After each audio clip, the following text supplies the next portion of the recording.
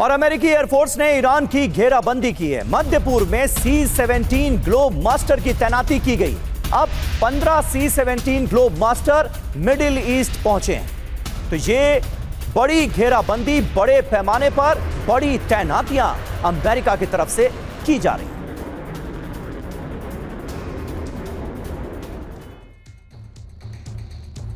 तो हॉर्मुज की नाकेबंदी, युद्ध 2.0 की तैयारी। देखिए पूरा ब्यौरा आपके सामने आ चुका है। जगह कौन सी है? ओमान की खाड़ी। यहां पर USS अब्राहम लिंकन को तैनात कर दिया गया है। हॉर्मुज से अगर इसकी दूरी आप देखेंगे तो सिर्फ और सिर्फ 300 किलोमीटर है।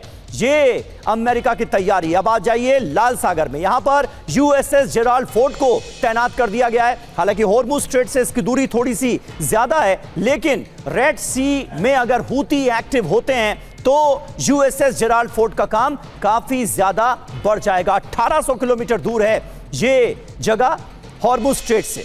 इसके बाद अरब सागर, यहां पर USS जॉर्ज बुश को तैनात किया गया हॉर्मुज से 1000 किलोमीटर की दूरी पर। तो अमेरिका ने बंदोबस्त तो जबरदस्त किए हैं।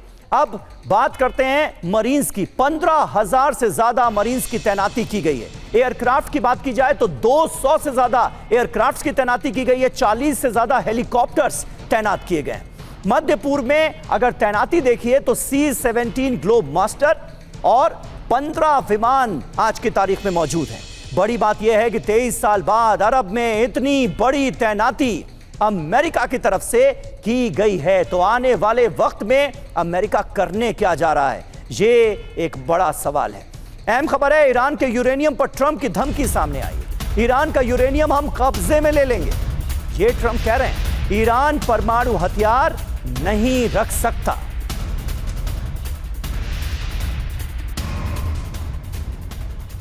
और ईरान का परमाणु संपन्न होना बड़ा खतरा है। अमेरिकी राष्ट्रपति डोनाल्ड ट्रंप का बयान, ईरान को एटमी हथियार नहीं बनाने देंगे। परमाणु बम होता तो इजराइल बचता नहीं। मिनटों में इजराइल को ईरान मिटा देता, यह कहा है डोनाल्ड ट्रंप ने।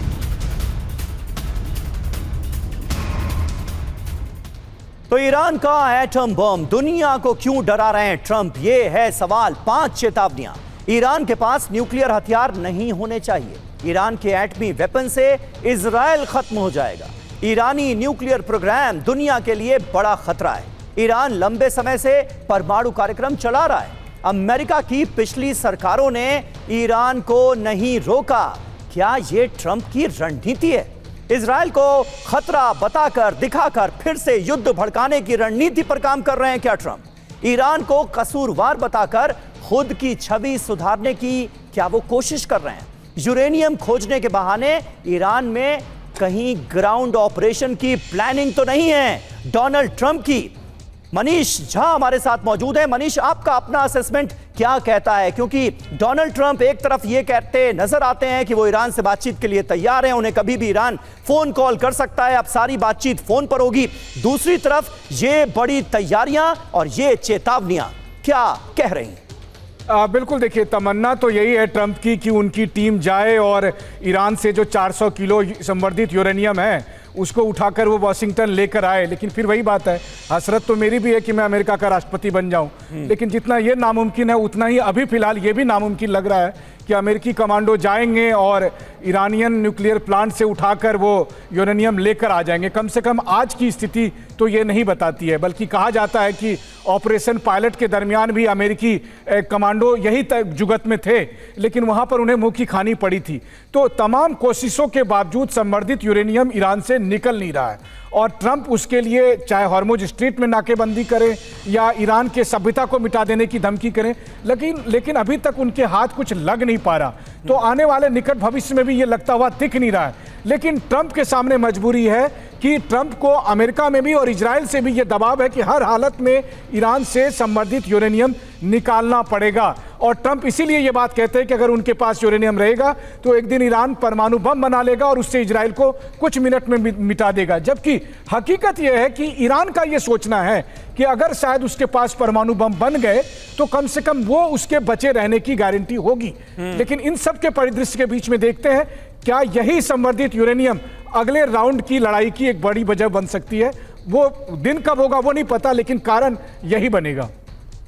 बिल्कुल, और निश्चित तौर पर यह एक बड़ा मुद्दा है जिस पर पेच फंसता हुआ नजर आ रहा है। आने वाले वक्त में क्या इसे लेकर कोई सलूशन निकलता है या नहीं, ये तय करेगा कि जंग का दूसरा राउंड शुरू होगा या नहीं। और देखिए, ईरान की बारूदी ताकत पर रूस की तरफ से दावा किया गया है कि ईरान ने युद्ध के लिए बहुत अच्छी तैयारी की है। रूसी सांसद हैं एलेक्सी पुश्कोव, वो ये कह रहे हैं ईरान के पास हजारों मिसाइलें हो सकती हैं, ये कहा गया है एलेक्सी की तरफ से।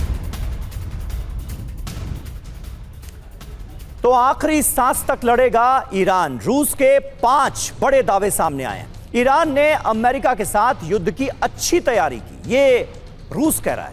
ईरान के पास हजारों मिसाइलें और ड्रोन हो सकते हैं। ईरान के अंडरग्राउंड बेस को नष्ट करना नामुमकिन है, यह कहा गया है। अमेरिका के साथ जंग तेहरान के अस्तित्व की लड़ाई है। देखिए, अस्तित्व की लड़ाई का जिक्र दोनों तरफ से किया जाता है। उधर इजराइल कहता है कि ईरान ने परमाणु बम बना लिया तो हमारे अस्तित्व को खतरा है। यहां पर ईरान के अस्तित्व की लड़ाई का जिक्र हो रहा है, इसलिए ईरान आखिरी दम तक युद्ध लड़ता रहेगा, ये रूस के सांसद की तरफ से कहा गया है।